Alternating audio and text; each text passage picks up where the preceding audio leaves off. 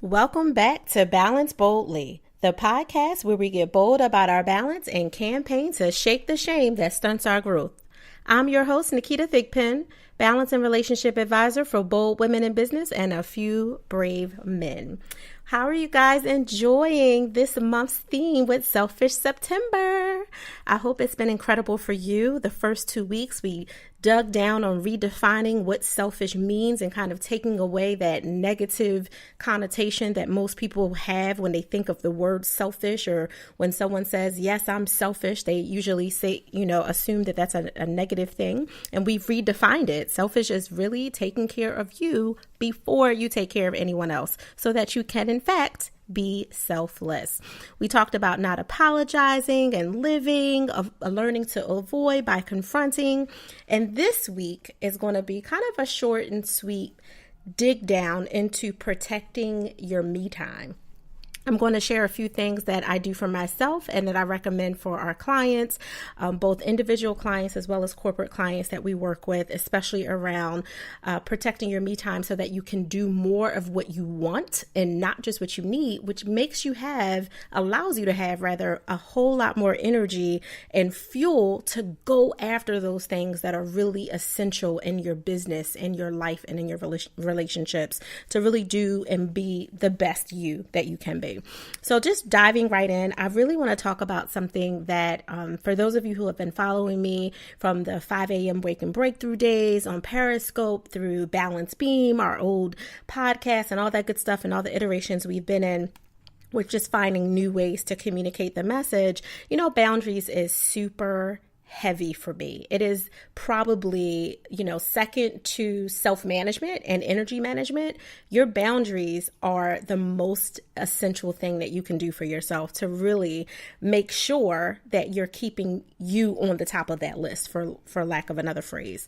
So I'm going to just run down a few different ways to implement, infuse, be mindful of, recognize when it's a place and space for you to have boundaries. So let's just start with your morning. I usually start with nighttime, but I'll start with morning to just kind of reverse it and change up the game a little bit.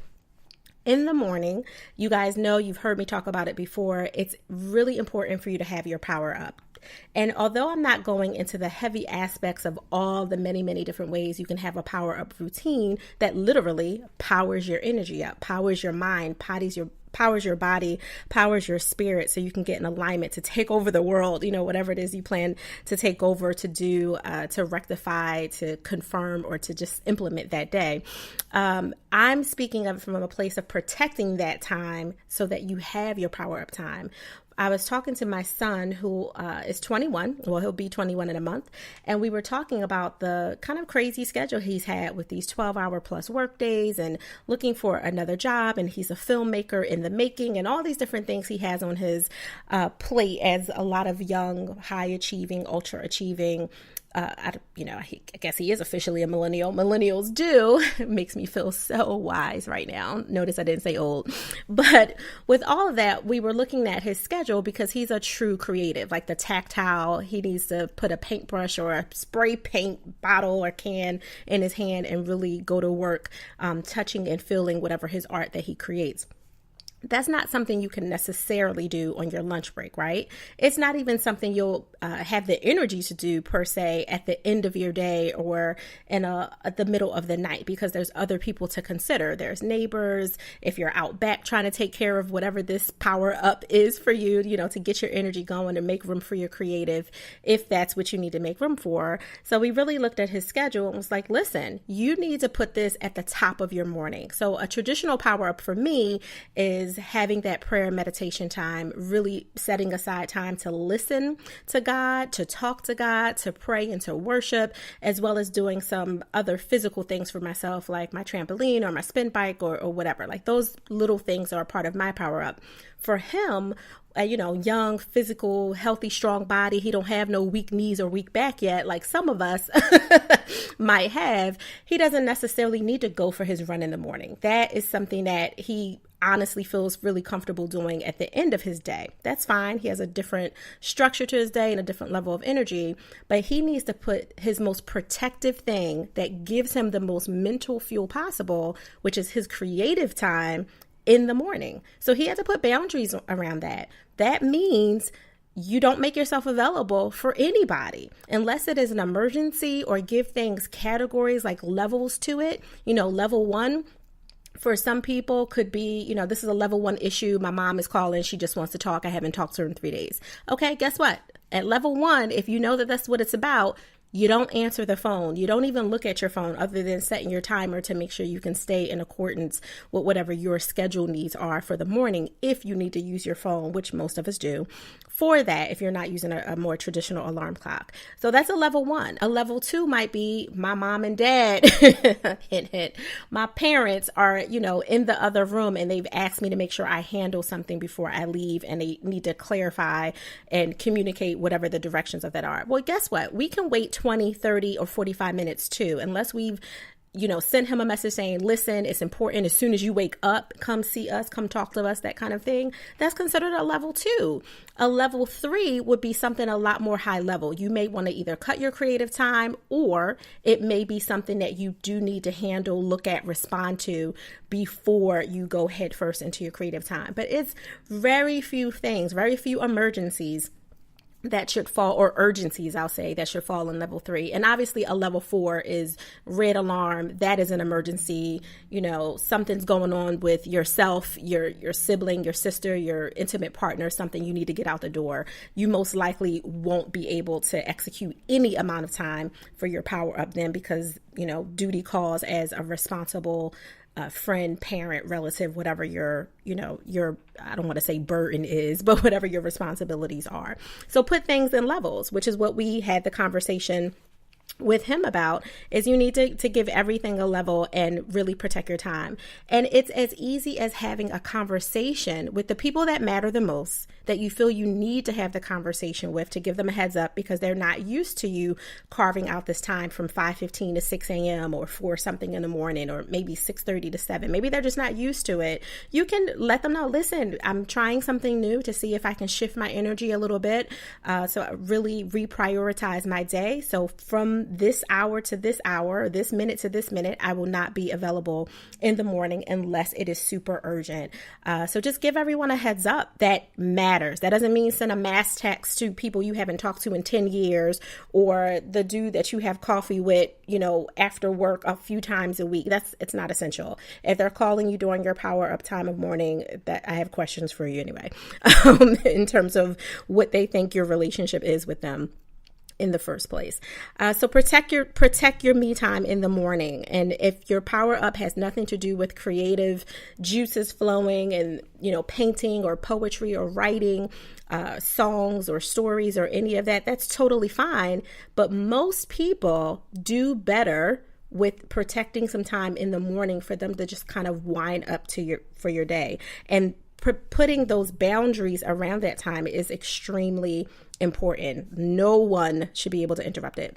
The harder thing for people has been, and I hear this from clients all the time, around meetings. There's so many meetings, right? There's meetings about meetings. And, if you work in an organization, there's not very much you can do about those mandatory meetings that you have to participate in, other than, giving suggestions to do it more efficiently so you can be more effective in the meeting. But I know how that goes, depending on the culture of the organization, depending on the division within that organization, and not everybody's listening or ready to do something different. Some people are really stuck in stagnation and really kind of, fixing themselves in these boxes of outdated norms. You can't change everyone, right? But you can change you. So when someone asks you for a meeting, so I'm not talking about the group-based collaborative meetings that there's really nothing you can do about as a part of a bigger conglomerate, and maybe even as an entrepreneur, if you've kind of set some things as staples.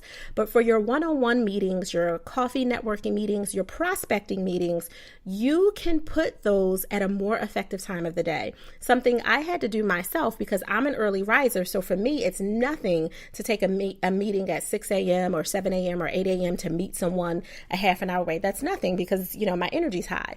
What I realized, though, is it was great to get those meetings out the way and all of that. But by the time I'm done, quote unquote, being on, running around, driving the train, walking, whatever it is I'm doing, I don't have a lot of sit still capacity left in me. So even though I may have the creative energy flowing to continue to problem solve for the day or to, write proposals and do different things, maybe I still had that mentally, but now I don't want to sit behind my desk. That part of me is gone because I've been, up and moving, and I'm actually a little bit too pumped and too fueled because I actually thrive off of the energy of others, the same way I can absorb negative energy, and I have to be really careful about that, which is a whole different conversation for many of you out there who are empaths and very highly sensitive and really feel the energy of other people. That's a completely different podcast, to be completely honest. But that aside, I realized that it was ineffective for me to take those early morning meetings on a regular basis. Now, sometimes it just is what it is with your clients. If that's the time you have your sessions, if that's the type of work you do, or like, we talked about a few minutes ago, if it's a stapled meeting that there really isn't anything you can do about. But when given the opportunity, now I've shifted all of my meetings and sessions and everything that can be shifted to the afternoon. So if you were to call me today and say, Naketa, I really want to talk to you about ABC, XYZ, whatever it is, I guarantee you, when you look at my calendar, you're not going to see anything before 11:30 a.m. You're just not going to see it. And it's not because I'm twiddling my thumbs before 11:30 a.m. because I'm up early, I'm doing stuff, I'm getting things done. But I realized I needed to put better boundaries around my time so that I could do the things that matter the most, the things that I absolutely can't keep putting at the end of the day and on the back burner, and get those out of the way. And it's very few exceptions that I make to do anything before 11:30 a.m. unless, of course, it's related to something, that I'm best at, like when I'm empowering people, when I'm solving a problem from a stage and I'm working with a client. Like, obviously, if it's an 8 a.m. Micro retreat breakfast, I'm gonna get it done, right? That's very different. And I consider that to be something that's on that higher level versus a first or second time conversation or a virtual tea, which I absolutely love, but I'd rather have them in the afternoon when I can get some other more pressing work done. So that's work for me, as well as for clients that I've recommended that to. I also select days that I do meetings. So Tuesday, Wednesday, Thursday are my quote unquote networking days when I'm meeting people for one-to-one, small groups, any networking event that I go to. Typically, if it's a standing networking event or something that I'm likely to participate in more than once, I try to find the ones that fall on those days. First Tuesdays, second Thursdays, third Wednesdays, that kind of thing. Granted, there's always those outliers. There's a conference happening on a Monday or some kind of power lunch on a Friday. Of course, I am strategic and flexible. So deliberately, I will try those things out and see how it works. But it is highly unlikely for me and my energy capacity for me to commit to being a regular at something that falls on a Monday and Friday. It's extremely unlikely because I have my Mondays and Fridays are the lab days when I get to do all of my writing. I can work in my pajamas or some shorts all day if I want. I'm most likely not leaving the office, and my office happens to be in my home or whatever plane, train, and automobile I'm on at the time. And Fridays are when I get to do this. I love to record my podcast, do the interviews.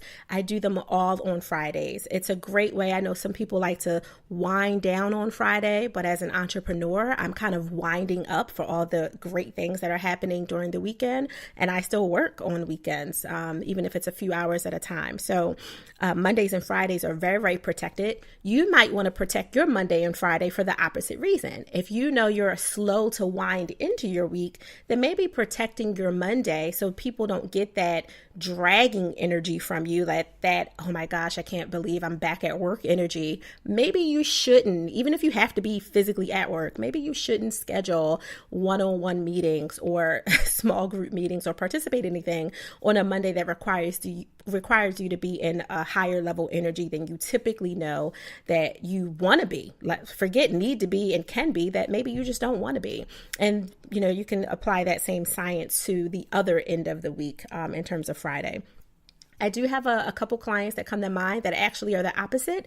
They are totally fine Monday, Tuesday, Thursday, and Friday, but they absolutely barricade a block around Wednesday. They don't take any meetings on Wednesdays at all. They actually don't even like conference calls, phone sessions, anything, because the middle of the week is when they're really just trying to recalibrate, check their midweek flow. Have I accomplished everything? Is there anything that needs to be revamped for the rest of the week? That kind of thing. So it's all different ways that you can do it. But in terms of being unapologetically selfish about taking care of yourself, look at what works for you. Try something for 30 days and just see, you know what, the Wednesday thing worked best for me. I'm fine that way. Or I guess, you know what, maybe Thursday is the better day to block off and kind of just make sure that you don't have to run around or do all those unnecessary things. What blocking off this time also does for you and scheduling specific times of day to take meetings or specific days that maybe all day, Tuesday and Wednesday and Thursday, you prefer to have your meetings regardless of what time. What that also does is it allows you to work around that when you have personal things to take care of.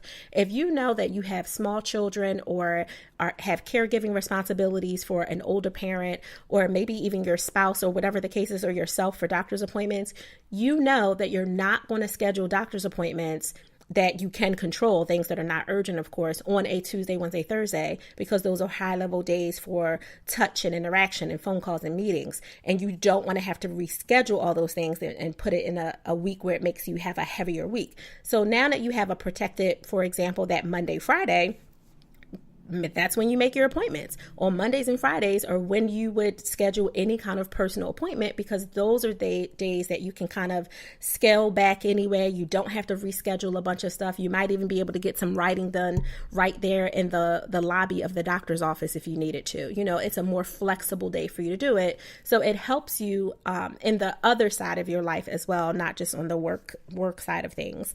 And also for, you know, your relationship, extended vacations, that works really well.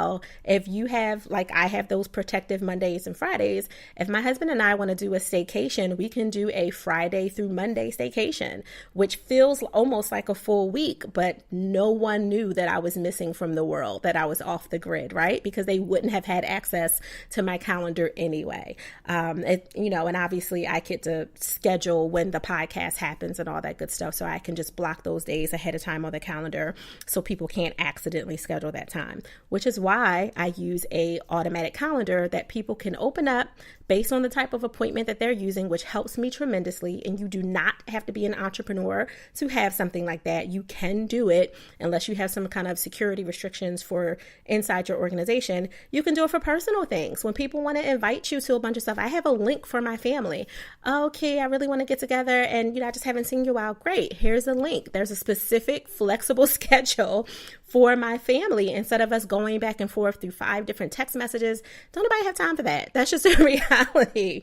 I mean, occasionally you have to do it with like I do it with my mother-in-law or my mom or something. They're not going to click a link. That's just a reality. But like first level cousins and all of that are more my age group, more into technology, I sure enough will send them a link, and that way they can just figure out what works for their schedule so we don't have to go back and forth. So it's time efficient. It gives them boundaries. They get to see without being disappointed and feeling rejected. Oh, you can't do this day or that day either. They can just look at the schedule and the availability pops up. They can see for themselves, oh, my cousin must be booked. And it's no judgment. They're seeing what everyone else is seeing. So that really helps too. I would definitely add that to a potential tool. Some of the calendar links like Calendly, Book.me, Visita, VCITA, Acuity. Acuity is one of my favorites that I use. There's all different ones that are out there. ContactMe.com, like there's all different ones. And most of them have a free version if you don't want to get into, pinching pennies because you're, have other priorities. And then of course, if you want to brand it and have it under your name and not have their logo pop up everywhere, most of them are as inexpensive as $8 or $10 a month, something like that. And even cheaper if you pay annually. So that's another thing to consider. So we got our mornings for power up, protected time. Do what makes sense for you and protect that time by having some kind of level system, level 1 through 4. Obviously anything above that is like you're bleeding on the floor. Meetings, pick a couple of days where you have those meetings you can schedule that you can control, and preferably have them in the afternoon, not in the morning, so you can take care of those other more pressing things before you have to run around in trains, planes, and automobiles and all that. The noon time, a lot of people ask me, because I do a lot in a day, I don't think too much different than anyone else. People ask me a lot around like, well, what do you do for your noon time when your energy is going low? I believe in very simplistic things. Not everybody works from their home. Not everyone has access to a miniature rebounder or trampoline or spin bike like I do, and I can just stop and like jump on and get 15 minutes in to pump up my heart. Not everyone can do that. But everyone can get a 50 cents or dollar bottle of bubbles. When you need to de-stress or just get away from what you were doing, stop staring at the computer, kind of recalibrate yourself, break out some old school kindergarten size bubbles. It makes a difference. You are deep breathing in and out. Focus it so the bubble doesn't pop, preferably for at least 1 to 2 seconds, which is kind of hard. It's really hard to not have the bubble pop. So you have to breathe out and breathe out slow and breathe out concentrated through the little bubble stick. I don't even know what you call it, but there are ways to really incorporate that. I also believe in naps. I am not someone who can take a 20-minute nap. That makes me a little angry if I only get 20 minutes. And Naketa is not a nice person when she's angry, obviously. So I try to have a nap that's somewhere between 35 and 45 minutes. So if I can get that time, I'd rather down a quick solid in 10 minutes, not choking on it, and use the other 45 minutes of my hour lunch break to just take a nap. Obviously, it depends on the setup of wherever you are. If you're in a safe place, if you're in a car and you need to pull over, again, to a safe place. If you're in an organization that has a sleep pod or some kind of lounge where you feel comfortable, just throwing on some shades so you don't completely look asleep to the people walking by you. I know some people put on the satin night mask at work. You can get creative, and it just depends on, what's happening. And obviously you want to set a sequence slow alarm that kind of wakes you up 5 minutes before the full alarm goes off, just to kind of ease you back so you're not waking up really groggy. But naps help, bubbles help. If you don't have any time for that, you're not going to go to sleep in a public place, you don't have access to your car, you're not at home, then go for a walk. Sometimes the walk itself just energizes you. You don't have to walk fast or try to break a sweat. I know many of us barely bring flats outside of, major networking days. So you just want to take a nice, easy breezy walk, kind of recalibrate, get your mind right, and protect that time. Don't go on walks with other people. What I have found from a lot of clients is they will go with sister girl from down the hallway, somebody that they have a pretty decent relationship with, enough where they're just like talking about work, but you're talking about work. That's not recalibrating if you're taking your walk break for work to get away from it by talking about work, complaining about work, fussing about people at work. That's not helpful. It's really important for you to have that time to yourself. If you feel like you don't want to be by yourself, then join into the audio community. Plug in your earphones and listen to a podcast that just makes you laugh, or, listen to Balance Boldly, obviously, plug, listen to some YouTube videos, turn on some Bruno Mars, do something so you don't quote unquote feel alone while you're out walking. You're listening to conversation and music or talking.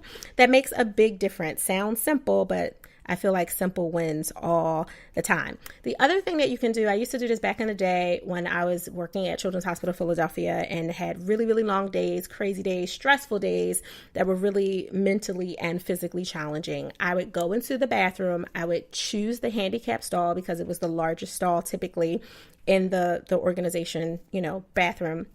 I would put paper towel underneath my hands and kind of lean on the wall, and I would do wall push-ups. So I would literally do that to kind of pump my heart, pump my energy up. It made me get a little bit of stress out. If it's wide enough, you can do some squats. I'm trying to tell you, you think I'm joking, but somewhere between 10 and 25 squats, especially if you're doing them at a pretty fast pace, you feel that. You feel the burn, your heart rate goes up, your energy, and you almost feel the same as if you punched a wall or a bag or something, if that's what you would normally want to do, if you were feeling a little frustrated. So that helps. And my boundaries around that time is I didn't necessarily share that with anyone. It was, as far as they knew, I was just going to the bathroom. And God only knows what people can make, whatever assumptions they want about what you're doing in there. They're not, for the most part, going to come bother you unless you're in there, maybe more than 20 minutes or something. And I would typically only do that for 3 to 5 minutes worth of time. Obviously, wash your hands. Even if you're leaning on paper towel, you're still touching a public bathroom. So those are another few examples of what to do to, wrap some time around just yourself during the new time. At night, it's your power down, the most important, which is why I typically start with this all the time. Nighttime power down. I know everyone is not getting up as early as I am. I know everyone is, not dealing with stiffness and autoimmune and all kinds of other stuff that makes them need to do that. But your power down routine is super important and you have to protect it. I have a beautiful, wonderful, ridiculous teenager who fortunately and unfortunately loves to bother me when I want to power down. Now I say fortunately because who doesn't want their teenager to want to cling on them and love on them, because at some point it just all stops and they don't even want to look at you or greet you when you come in, right? So I'm fortunate in that aspect, but the unfortunate is I'm like, child, leave me be, get away from me. I'm just, trying to wind down. So we have rules. Our rule in our house, and your times can be different. You may or may not have kids, but our rule is after 9 o'clock, don't come in my bedroom, period. Unless it is an emergency, do not come in my bedroom. So of course my child will test the limits at 8:59. She just busts in the door it's not 9 o'clock. She's just really ridiculous. But that's who I'm raising. So blame it on me and my husband, because it's really more his fault than mine. But that's our rule. So around 8 o'clock, I'm lighting my candles. If it's a candle night for me, which most nights it really is, or I'm spraying some kind of lavender scent or something, just to get my senses prepared to slowly wind down. And it's about an hour before. Within that hour, I'm doing all kinds of things. I could be watching a little bit of TV, just subbing out. I could be reading. I could be listening to an audiobook. I may be listening to, a couple of podcast shows or something like that. I'm just kind of winding down, but I'm still technically being stimulated by something. I'm not completely disconnected in that first hour. I'm just getting my senses ready to kind of calm down by starting with the scent. For me, that matters. And that time isn't as protected. Like I said, my daughter comes in because it's kind of an early time, but it works a lot on the days that it works. After 9 o'clock, it's just me and my boo. If my husband is not on my nerve, it's just me and him for that 9 to maybe 9:45, 10 o'clock time period. And for the most part, assuming that I'm not teaching a 4-hour accelerated public speaking class or, was on somebody's stage or working with a client, assuming I didn't have any of that stuff that kind of prevented me from being able to be in my room by 8, winding down by 9, that kind of thing. We have our little hour time to do what grown folks do, to do whatever we're doing.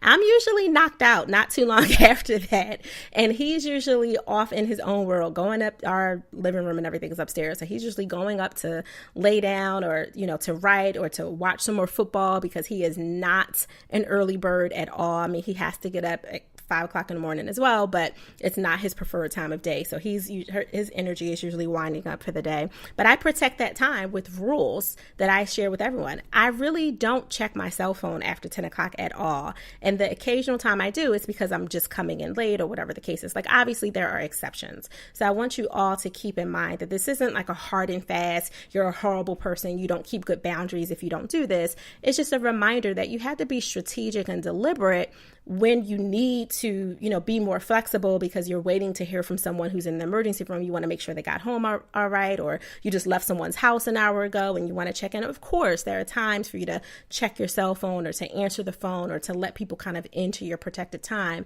But that should be an exception, not the rule. To be unapologetically selfish, to push this selfish movement, it has to be an occasional exception that you put clear boundaries around. When can someone break through this protective barrier of my me time? Because you're protecting your me time. You have to be really clear about that in order for it to work. Because if everyone can break through, if everyone's an exception, then it just becomes this free for all where you mentally told yourself that you have this thing, but you're actually not doing it. It's like the people who get the treadmill who swear they're going to get on it, and it just turns into a place where they store laundry, or they look at and tell people they have it, but they never use it, right? So just be mindful about that. And weekends, my last but not least, before we disengage soon, is weekends, boundary around weekends. So I have been telling friends and family for years, and there, again, very few exceptions break through this. If I have to minister or, I'm asked to, show up at a funeral or something that was clearly, unexpected, then obviously I will break this rule. But for the most part, for the last few years, I stick to it. I do not attend more than 2 events on any weekend, not just a day, on any weekend. So if someone says, hey, I got a baby shower, they gave enough notice, sent me an invite. If I've said yes to this baby shower on said Saturday, and I already know that I'm going to church on Sunday, Those are my two events. I'm not doing anything else. I know, yes, I could leave so-and-so shower by this time to make it to the dinner by that time. I am not doing that. You know why? Because my energy capacity says that because of the type of week that I've had, which has been amazing and incredible, but very high level, I need to make sure that I have some bring it down time. Maybe I need to run some errands to the market, which is most likely on Saturday, or the produce junction or wherever. Maybe I have to do some other family stuff that already is not calculated into events, but it's things that needs to be taken care of. Maybe I just want to sit in the bed and put my feet up for 2 hours. Like maybe I don't want to explain myself. How about that? So I get very protective around that. It's pretty much one major event. Two, if you count church. And I say church only because at our small church that we have in the city, we serve people after church. So it is not a typical 2-hour church day. It's much more extended for anywhere from 5 to 6 plus hours, which is, a huge part of a Sunday for us, which is why I count that. And again, very, very, very few exceptions will break that rule. And I'm really clear. I wanted to come to your shower too, or your wedding too, but I've already accepted so-and-so. And, I will be happy to mail you a gift or a card with some money or whatever the case is. I'm more than happy to do that, but I will not apologize for having protected my me time. So that's my encouragement to you guys, is protect your me time. I'm laughing, not that you can see it, but I'm laughing because I know last week I didn't kind of sign off with a little bit of gentle honesty, which is what I prefer to always do. My gentle honesty today is really just a raw recap with a very simple phrase: protect your me time. You matter most. That is the best thing that I can say for a little gentle honesty today. And of course, I'd like to thank you all for listening and allowing me to plant seeds, positive seeds into your life. I really appreciate this opportunity. We're winding down on Selfish September. I can't wait until next week. It's the final one for this theme. We're definitely going to do this theme every single year. September being, the new month for a lot of things, the new year for a lot of people, including myself. And it's not for religious reasons. It's just the time that syncs with my body and my spirit. September is a new month, so I want to definitely lead every month with that. And of course, we'll infuse it in other ways. Thank you so much for all of you who have hashtag push selfish, hashtag balance boldly on your quotes and your memes and your 30-second videos. They've been pretty funny to watch so far and pretty inspiring. So thank you. Please continue to do that because when we get ready to open up the Dreamers Blueprint and have our private Facebook community, we definitely want to incorporate a lot of those things and encourage you to continue to share your really innovative, unapologetic ways that you are stepping out and showing how you can be selfish in the new redefined way to make sure that you can have the energy to be selfless for other people. So I thank you so much for that. As always, I want you to enjoy the balance of your day, but do it boldly. See you next time.